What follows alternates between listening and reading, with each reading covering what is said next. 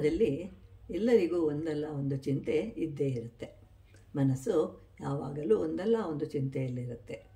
ಅದು ಇರುವಾಗ ಅದರ ಬಗ್ಗೆ ಚಿಂತಿಸುವುದಿಲ್ಲ, ಅದು ಹೋಗುತ್ತದೆ ಎನ್ನುವಾಗ ಚಿಂತಿಸ್ತೇವೆ.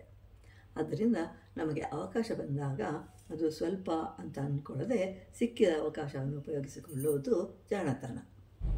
ವಾಲ್ಮೀಕಿ ಋಷಿಗಳು ರಾಮಾಯಣವನ್ನು ಬರೆದರು. ರಾಮ ಸೀತೆಯರಲ್ಲಿ ಅನ್ಯೋನ್ಯತೆ ಇತ್ತು. ಮೊದಲು ದೂರವಿದ್ದರು, ವಿವಾಹದ ನಂತರ ಇಬ್ಬರು ಒಟ್ಟಿಗೆ ಇದ್ದರು. ಸಾತ್ವಿಕತೆ ಎಲ್ಲವೂ ರಾಮ ಸೀತೆಯರಲ್ಲಿ ಯಥೇಚ್ಛವಾಗಿತ್ತು. ಆದರೂ ಕಾಡಿಗೆ ಹೋಗಬೇಕಾಗಿ ಬಂತು.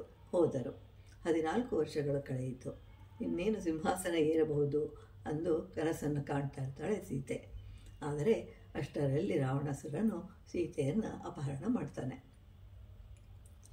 ಒಂದು ಊರಿನಲ್ಲಿ ಒಬ್ಬ ದೊಡ್ಡ ವಿದ್ವಾಂಸನಿರ್ತಾನೆ. ಅವನಿಗೆ ಈಗ 80 ವರ್ಷಗಳು. ಇನ್ನು ಕೆಲವೇ ದಿನಗಳಲ್ಲಿ ಸಾವು ಬರುತ್ತದೆ ಅಂತ ತಿಳಿದಿರ್ತಾನೆ. ಅವನಿಗೆ ಒಬ್ಬ ಮಗ ಇರ್ತಾನೆ, ಬಹಳ ಸುಂದರನು. ಅವನನ್ನು ಪಂಡಿತನು ಹತ್ತಿರ ಕರೆದು, ನನ್ನ ಹೆಂಡತಿ ನನಗೆ ಪ್ರೇಮ ಪತ್ರ ಬರೆದಿದ್ದಳು, ಅದನ್ನು ಪುಸ್ತಕಗಳ ಜೊತೆ ಇಟ್ಟಿದ್ದೆ. ಆದರೆ ಈಗ ಇಷ್ಟೊಂದು ಪುಸ್ತಕಗಳ ಮಧ್ಯೆ ಎಲ್ಲಿದೆಯೋ ತಿಳಿಯದು. ಆದ್ದರಿಂದ ಅದನ್ನು ಹುಡುಕಿ ತೆಗೆದುಕೊಡು ಅಂತ ಹೇಳಿ ಮಗನಿಗೆ ಹೇಳ್ತಾನೆ ಪಂಡಿತ. ನಿಮ್ಮ ತಾಯಿ ಬುದ್ಧಿವಂತೆ, ಬಹಳ ಚೆನ್ನಾಗಿ ಪತ್ರ ಬರೆದಿದ್ದಳು, ಅದನ್ನು ಒಂದು ಸಲ ಓದಬೇಕು ಅನ್ನುವಂತಹ ಆಸೆ ಇದೆ ಅಂತ ಹೇಳ್ತಾನೆ ಪಂಡಿತ. ಇಲ್ಲಿ ನಾವು ಗಮನಿಸಬೇಕಾದ್ದು ಮುದುಕನ ಮನಸ್ಸು. ಪಾಂಡಿತ್ಯ ಹೋಯಿತು, ಮಗನೂ ಈಗ ಹತ್ತಿರವಿಲ್ಲ. ಈಗ ಪುಸ್ತಕಗಳು ಬಹಳ ಇವೆ, ನೋಡಲು ಅಷ್ಟು ಸಮಯವಿಲ್ಲ.